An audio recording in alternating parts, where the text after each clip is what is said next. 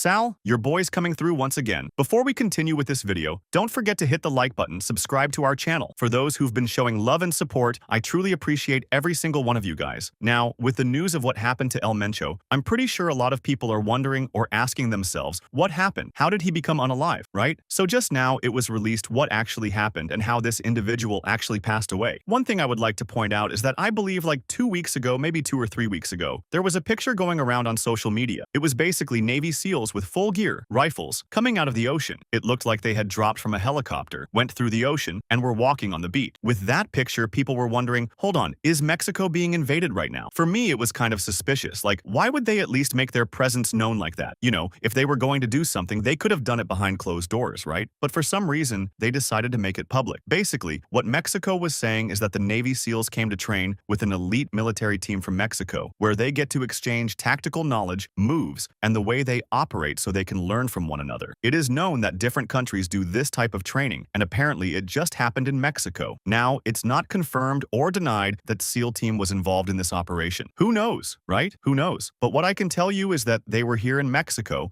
and there's a picture that was going around. What is confirmed, though, is that the US had something to do with this. They helped with the location of Mencho. Now, if they were involved as in US soldiers in this operation, we don't know. They're not saying anything. But if I had to guess, yes, I would have to guess yes. Now, this happened in Tapalpa, Jalisco. The special forces from Mexico, the National Guard, and the Air Force were involved in this operation, which was to capture Mencho. When they located where he was staying, the bodyguards started shooting at the military from the helicopters, and the military responded with the same aggression. Because of this, 4 bodyguards died on the spot, 2 were captured, and 3 were injured. 3 in critical condition, according to the information that was put out there. And within those 3 injured individuals was Mencho. So Mencho was not dead right there on the spot. He was alive and injured. When they got to the house, they found all kinds of different weapons and vehicles. What they decided to do was transport the 3 individuals who were in critical condition from Tapalpa, Jalisco, to Mexico City. I don't know how long or how far it is by helicopter, if it's an hour or 2, but they decided to do that. So at this point, Mencho is alive. He is alive. I don't know if when he made it to the aircraft or helicopter he talked to somebody, because they're not saying any of that. But what they are saying is that as he was being transported under custody, he lost his life. And everybody who was in critical condition, the 3 individuals, were still alive but in critical condition and ended up losing their lives. All 3 of them. Out of those, what was it? Like 7, 8, 9? Out of those 9 people in that house, only 2 were captured. It doesn't take a rocket scientist to understand that a person like this has a lot of people under their payroll. I mean, it could be the president, it could be the governor of Jalisco, it could be a lot of people, man. Simple as that. So do you really think that the Mexican government wanted this individual alive? I don't think so. I believe that whoever got paid got their money. But by having Mencho unalive, they feel like they're good now. Like they just came up, right? But don't forget that there are people behind him. There are people behind him who I'm pretty sure had the same information that Mencho had. So it is confirmed that he was actually captured before losing his life and becoming unalive. Again, this is something big. We're talking about the most powerful man in Mexico when it comes down to organized crime. I can say that this individual was more powerful than the guys from Sinaloa. I can say that. This individual brought a lot of things to Mexico, and a lot of people were not happy with that. If you've seen the news, man, there's a lot of things happening in Jalisco. Jalisco changed a lot from what it used to be, and we don't know if because of this situation things are going to change. I doubt it. I feel like a lot of retaliation is going to happen. Not towards civilians, but towards some officials. That's what I feel. But damn,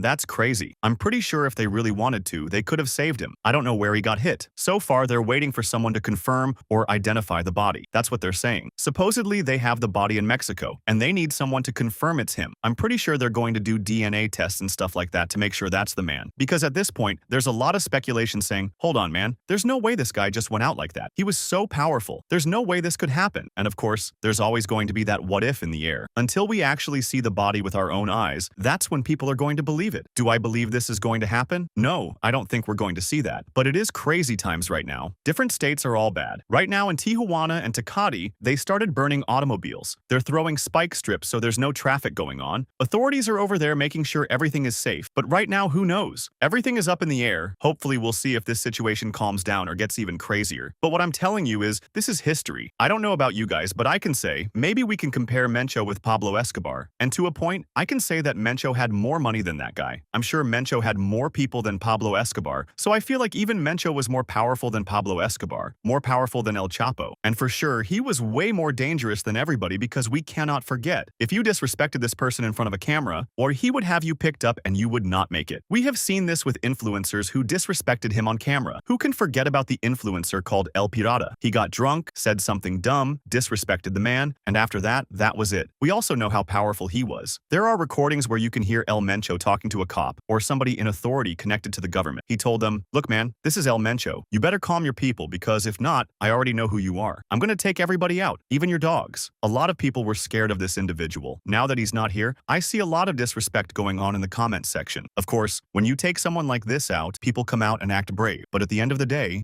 when you tell stories like this, you have to keep it respectful. Because at the end of the day, this is news. We're not here to disrespect anyone. We're just giving our opinions about this very hot topic right now in Mexico. And again, hopefully the situation calms down instead of getting more violent and more active because it's not looking good right now. Different states where that cartel was operating are burning, especially in Guadalajara, Jalisco. Different areas of Guadalajara are bad right now. So we wish nothing but the best for the people out there. Stay safe, don't go out if you don't have to, and hopefully this situation calms down a little bit. With that being said, thank you very much. Until the next video. Adios.